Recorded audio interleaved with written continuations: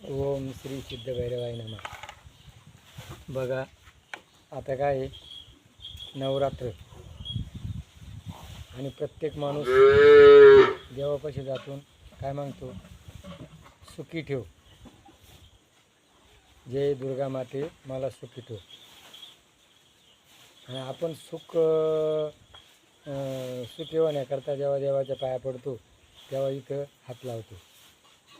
देव काय म्हणतो, अरे सुख तुझ्यात आहे, तुझे आहे तुझं पासी, परी जागा चुकलासी. सुख कुठे, तुझ्या हृदयात आहे. आणि मग आपण प्रत्येक माणूस जीवनापासून तर मरेपर्यंत कशाची अपेक्षा करतो, सुख. मी पैसा कमवील, पैसा कमवल्यानंतर मी सुखी होईल, बंगला बांधील, लग्न करील, सुख करतो. पण बघा, सुखाची व्याख्या गीतेत सांगितलेली आहे. तुकाराम महाराजांनी सांगितले,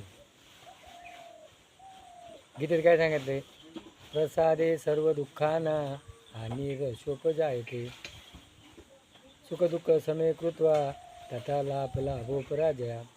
अरे जीवनामध्ये सुख हे येणारच आहे, दुःख हे येणारच आहे, जय पराजय, गरिबी श्रीमंती हे येणारच आहे.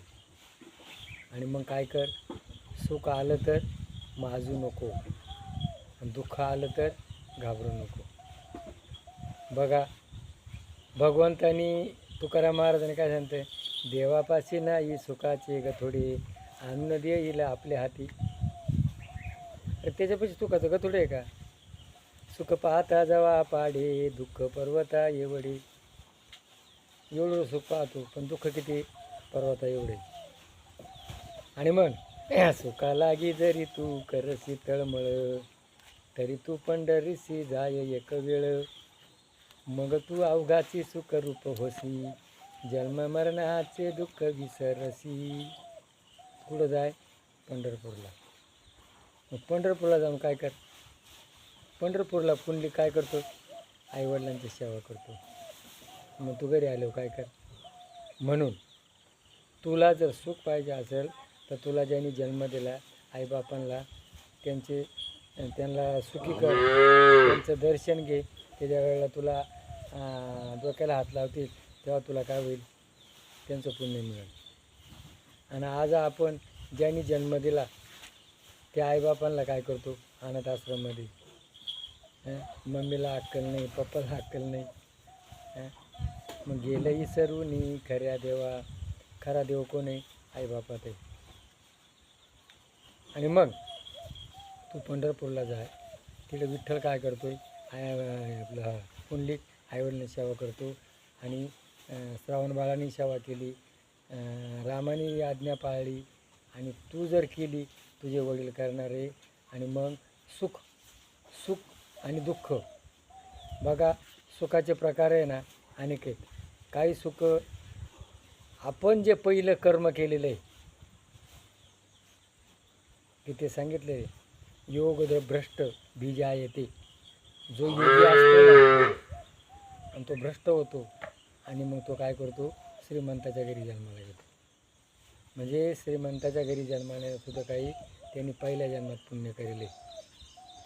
आणि आपण आज जे कर्म करतो, कर्म जसं कर्म तसं फळ.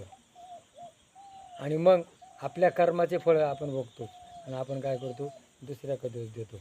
4 बोटं आपल्या काय असतात, त्यांनी मला दुःख दिलं. अरे तू कर्म केलं, तुझ्या कर्माचं फळ तुका म्हणे लेखा न चुके ब्रह्मधिकार. कर्माचं फळ कोणाला चुकलं नाही, देवालाही चुकलं नाही, तुलाही चुकणार नाही. तू जसं कर्म केलं तसं थोडं पळणार नाही. मग तू जर चांगली नोकरी केली, सत्य वागला, शेती केली, व्यवसाय केला तर तुला ते मिळणार आहे. तू जर नाही केलं तुला काय आहे ते मिळणार आहे. पण लोकांना आज काय पाहिजे, बाबाचा आशीर्वाद पाहिजे. बाबाचा आशीर्वाद देव देईल. देव काय म्हणतो, कर्म कर. गीतेत काय सांगितलं रे, कर्मन का धारेशु महाफलेषु कदाचन. अर्जुना कर्म कर. मी कर्म करतो, मी जर कर्म नाही केलं तर सारं जग करणार नाही. म्हणून गीतेत पहिला श्लोकाच आहे, कर्म नका धारीशु महाफलेषु कदम. आजच्या जगामध्ये कर्म नको आहे, फुकट पाहिजे. आणि मग चांगलं कर्म करा. पहिल्या जन्माचं प्रारब्ध आहे. दुःख आलं ना तर दुःखाला काय म्हणायचं? प्रसाद आहे. दुःखात हादरू नका, सुखात माजू नका. आजचा माणूस सुख आलं का मासारखा कोणी नाही, आणि दुःख आलं का रडत बसतो. छाती फुगवणं आणि रडणं हे दोनच काम माणसात आहे. म्हणून मनुष्य जन्म मिळालेला आहे. मनुष्य जन्मामध्ये आपण काय करा? सत्कर्म करा, आईबापांची सेवा करा, प्राणीमात्रावर दया करा, कर्म करा, आनंदी राहा, प्रेमानं राहा. आणि दुःख, आज मी आयुर्वेदिक सल्लागार आहे. मी पूर्ण अभ्यास केला सगळ्या औषधांचा. कोणताही आजार असो, आयुर्वेदिक असो, मेडिकल असो, त्यापर्यंत ते औषधी घेतो त्याला आराम मिळतो. पण पूर्ण सुखी करणारं असं कोणतंही औषध नाही. बघा, मोठमोठे मेडिकलवाले मेले, मोठमोठे पैशावाले मेले, मोठमोठे धन्वंतरी मेले. म्हणजे प्रारब्धाधीन मनुष्य जन्म आहे. प्रारब्धाचा, त्याच्या कर्माचा भोग त्याला भोगावा लागतो, चुकत नाही. म्हणून दुःखाला भिवू नका. आणि जो दुःखाला हिंमत देतो ना, ते दुःख आपाप बाजूला देतो. म्हणून दुःखात सुद्धा द्यायचं नाही, सुखात उरळून जायचं नाही. तर नियमित वागा, नियमित पालन करा, योग्य आहार घ्या, योग्य आहार घ्या, कष्ट करा. अतिश्रम नको आहे, अति व्यायाम नको आहे. कोणत्या गोष्टीचा अतिरेक हा जीवनात बाधक होतो. म्हणून कोणतंही काम कसं करा? मर्यादित करा. अतिरेक नको आहे. अतिरेक हा दुःखाला कारण होतो. म्हणून आज बघा, माणसाला हिंमत जर असली ना, दुःख आज ऑटोमॅटिक पळून जातं. आज या करोनामध्ये ना काही लोक हादरूनच मेले. आणि आजही डॉक्टर लोक काय करतात? भयानक भीती दाखवतात. आणि ज्या टायमाला त्या पेशंटपाशी लोक जातात ना, भया लय चांगलं, लय वाईट झालं, अरे त्याला तुम्ही आधार द्या ना, काय नाही तुझं किती काही, याच्यापेक्षा माझं दुःख बघू, निमं दुःख कमी होतं. आणि आज काही डॉक्टर आहेत, आधार देतात. आणि मी सुद्धा काय करतो? माणसाला आधार देतो. आणि आधार दिल्यानंतर माणसाचं दुःख कमी होतं. आणि दुःखाला द्यायचं नाही. हिंमत धरा, हिमतीनं वागा. हिंमत मर्दा ते मदत एक खुदा. माणसापाशी हिंमत असली तर दुःख पळून जातं. म्हणून दुःखाला भिवू नका आणि हिंमत हारू नका. भगवंतावर विश्वास ठेवा. भगवंत आपल्या हृदयात आहे, भगवंत आईबापात आहे, भगवंत निसर्गात आहे.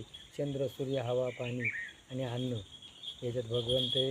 या जगात आपण आलो आहे, 2 दिवस राहायचे, आनंदी राहा. म्हणून तुम्ही जगा आणि दुसऱ्याला जगू द्या. ही आपली भारतीय संस्कृती. माझंच भरलं पाहिजे ही विकृती. काही लोकांनी लोक मी तुझ्या पाठीशी आहे, भगवंत तुझ्या हृदयात आहे आणि आधार दिलेला आहे. भगवंत आपल्या हृदयात आहे. दुःखाला भियायचं नाही, सुख आलं तर उडून जायचं नाही.